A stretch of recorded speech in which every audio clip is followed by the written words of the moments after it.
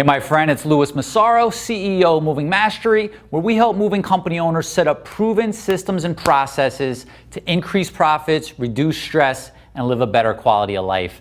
I hear from clients of all sizes and, experience in the business, the trouble they have when it comes to estimating moves, right? So, whether they're, starting off or whether they've got multiple locations, part of this business, the moving business, is giving estimates of how long the move's going to take or how much it's going to cost or the weight or, from long distance, the time from pickup to delivery and all of that. And as we hire more people and train more people, sometimes it becomes a big area of frustration, concern. Some bad estimates could really cause some major customer service issues, which could result in loss of revenue, which could result in poor reputation. So there's a lot of frustration that goes into estimating moves, and if they're not done correctly, right? So, how you resolve this is you just have to have a system that's based on a formula to estimate moves. And, when I first started, it was, I had no idea how to estimate moves, right? Every single person that called, I was like, 3 men in a truck. We were just doing hourly rate, right? So I'd tell them 3 men in a truck, no matter if it was a studio apartment or a 12,000 square foot home.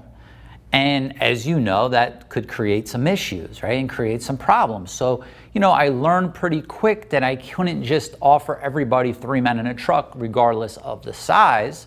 And, it really took me several years, almost 7 years, until I started doing long distance and also opened up in markets that required actual estimates and not just giving hourly rates, that I actually had to really learn how to give estimates so that my team could give accurate estimates to my customers. And here's what I could tell you. It's one of those things that it's super frustrating when you know how to give an estimate, but maybe somebody on your team doesn't follow all the correct steps. Or like me, when I first started, first several years, almost 7 years in business, I didn't know how to give an actual estimate. So whether you're doing it over the phone, whether you're doing it in person as an on-site estimate, either way, there's a formula that you need to follow in order to get accurate estimates. So let's talk about how you go about doing that, all right? The first thing that you need to do in order to get an accurate moving estimate for your customers is you need to gather the customer's inventory, all right? What does that mean? You need to, and this can be done over the phone, and this can be done through an on-site, okay? At our height, we were booking 12,000 moves a year. Most of them were done over the phone, and we were going through the same process. So as you need to get the customer's inventory, and you need to enter it into your CRM, all right? You need to make sure, if you want to be old school about it, you could have a cube sheet, and you could just kind of, write down all the cubes and go through that whole process. But in this modern day of the moving business, you need to have a CRM. By the way, I'm co-founder in Smart Moving Software. Check that out if you don't have something. But otherwise, any CRM that allows you to enter your customer's inventory should do. You want to enter that in. You want to go room by room with your customer. What does that mean? So that, you want to make it easy on them, because especially, let's talk about doing this over the phone, right? Because that's more complex than it is doing it on site. And on site, it's typically the same thing, just a little bit easier to do since you're there and you could actually see the stuff. So let's say you're talking to the customer. First thing you want to do is let them know where to start, right? So at this point in your sales script, as you're talking to them, you'll let them know, let's go ahead and get an inventory of everything that you'll be moving, right? We usually like to start in the master bedroom. Does that work for you, right? Lead them where you want them to start. Otherwise, they have no idea what to do. Remember, if you've seen my other videos, a customer wants a professional to take them by the hand and lead them to where they need to go. And that's what you want to do here. So you start them off in a particular room.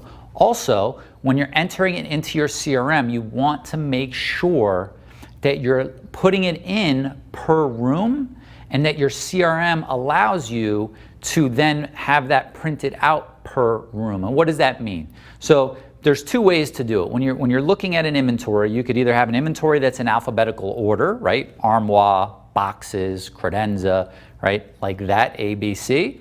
Or you have one that's separated by room. So you've got master bedroom, second room, living room, family room, garage, right? Separated out by room. It's so important that when you're gathering the inventory that you separate it out by room. And let me tell you why. Number one, you're gonna need to send this to your customer, right? If you're gonna actually give them an estimate based off the inventory, and you might say, hey, look, I'm just doing hourly rates. I don't wanna give an estimate. Cool. If you're allowed to do that in your market and you don't need to, and your business is good and you don't have any upset customers, keep doing what you're doing. But if you want to give your customers an accurate estimate, you need to get the inventory. And in order to make it a two-way street, they have to agree upon the estimate that you're giving them, right? So what you're going to do after you get their inventory is you're going to send it to them for them to review, okay? So, and by the way, when we talk about inventory, you know, if you're just possibly getting into this business, it's going through the home and saying, okay, tell me what's in the master bedroom. And they'll be like, well, there's a bed. Well, what size is the bed? Okay, is there a headboard? Is there a footboard, right? You've got to be able to dig a little bit. How about under the bed? Is there anything under the bed, right? They're talking about everything else in the room. There's a dresser, right? There's 2 nightstands, there's a TV, and that's about it. Oh, okay, well, is there a closet in there? Oh yeah, there's a closet. Okay, what's in the closet, right? What about a rug? Is there a rug? How about on the nightstands? Are there lamps on the nightstands? Do you have any pictures on the wall? You have to dig. Right? A lot of people will say, I got an inventory, but they're not digging, right? You have to make sure you get everything, because remember, there's a big difference between doing it over the phone and doing it in person, and you can successfully do it over the phone if you dig and if you have your team trained to know the questions to ask to make sure that, you know, everything is on there. And you also want to make sure that anything that's not being moved is on that list also. They might say, well, there's a sofa in here too, but we're giving that away. Mark that down as an item that's not going, okay? So now let's get back to reviewing the inventory with the customer. We're still on step 1, which is gather the customer's inventory. So once you get it all entered into your CRM, you're gonna wanna email them out the inventory so that they could agree upon it. Say, listen, we need you to take a look at this and make sure this is everything that you're moving, because your price is based on this inventory. So if there's more items that aren't on here, your price could go up on the day of the move.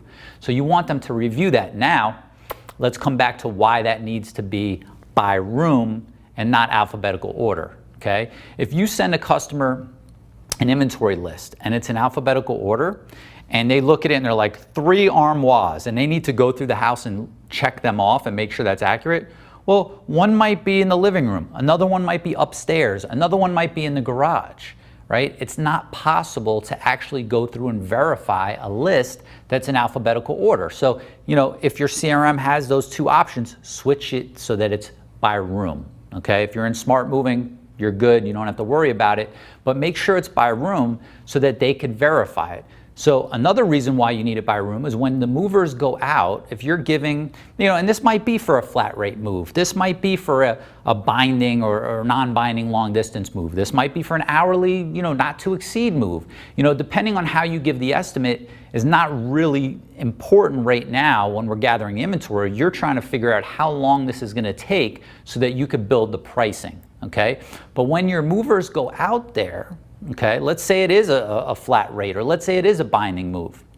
They also need to now take that inventory list and verify everything that's on it. And if it's in alphabetical order, imagine them trying to go and look for 3 armoires in the house that they have no idea where they are. No, master bedroom, living room, kitchen.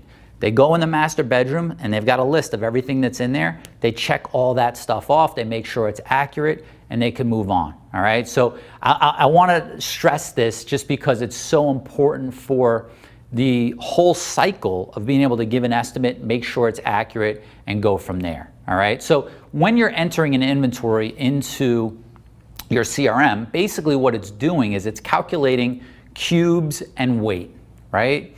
And you know, a lot of people can do their estimates based off cube, and some will do it based off weight.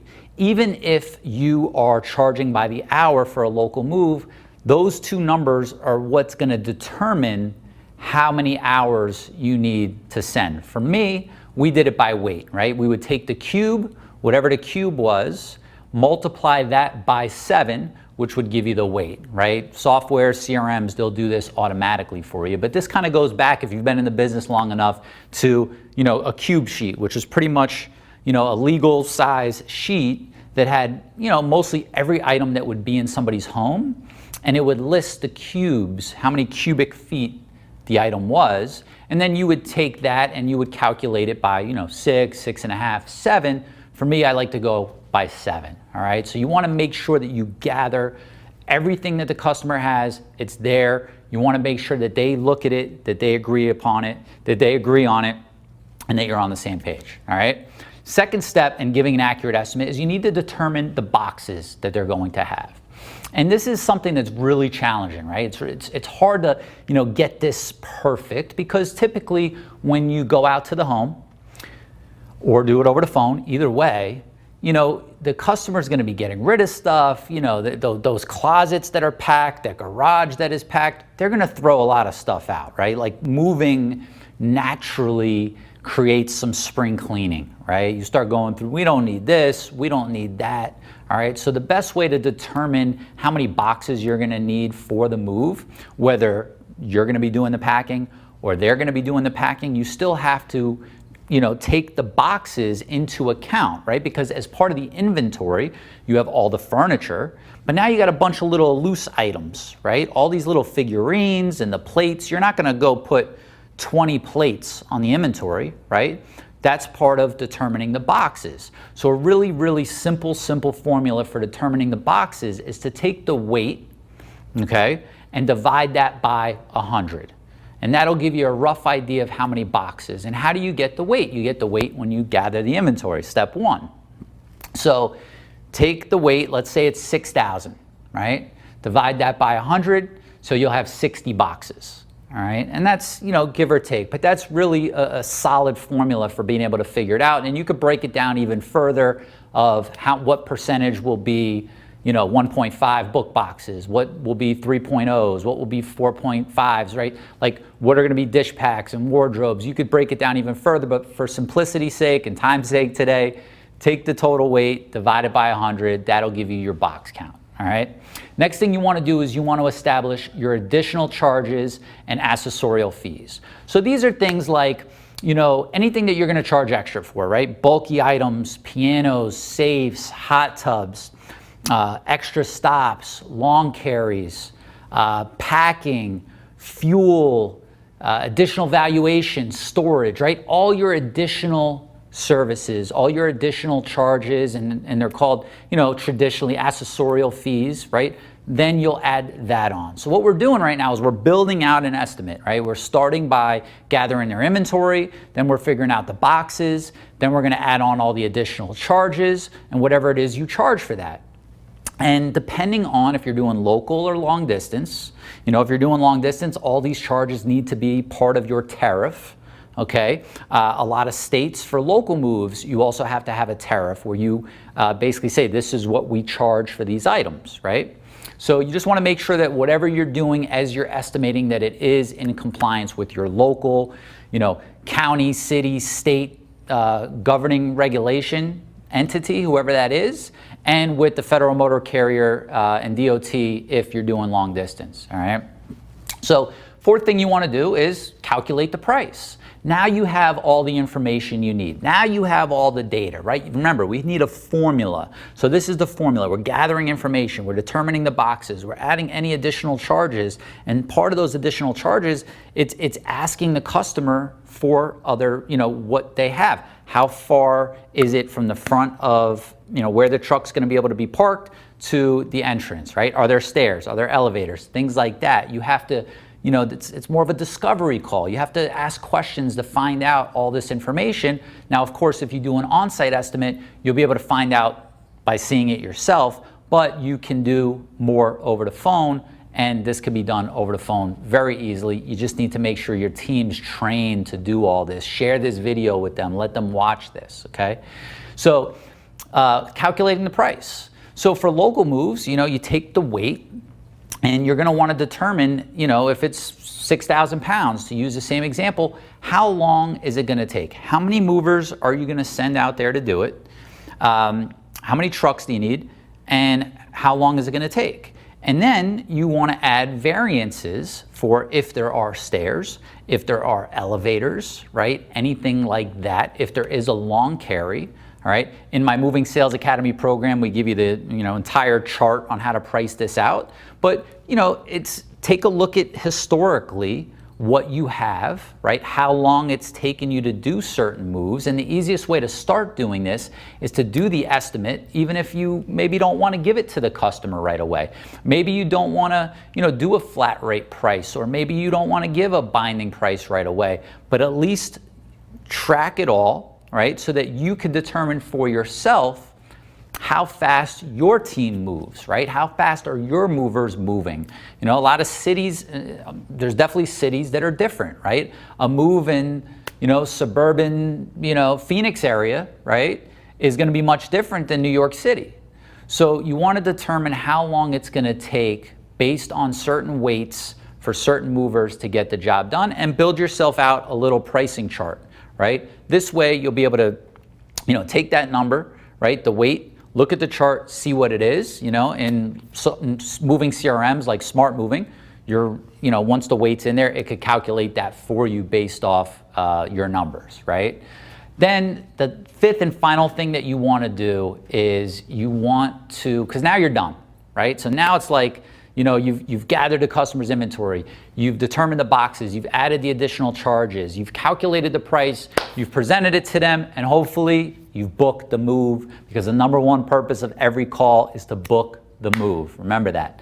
So now, after the fact, you want to make sure, this is very, very important, that you start running an estimate versus actual report, okay? In order to tweak this process, in order to avoid the frustrations of, a customer being upset because the estimate wasn't, it turned out to be longer than it should have been, or it cost more than they were told, you've got to be able to look at your track record, all right? And so what is an estimate versus actual report? That's basically, numbers showing this is what the estimate was, right? And then if the price goes up, whether you charge them or not, right, kind of depends on your contract, kind of depends on your business process. If you're going to honor the original price or not, you still know what it should have been, right? So you have an estimate versus actual. How far off are you? This is how you can identify and start adjusting so that you can get it to where those numbers start to really match up.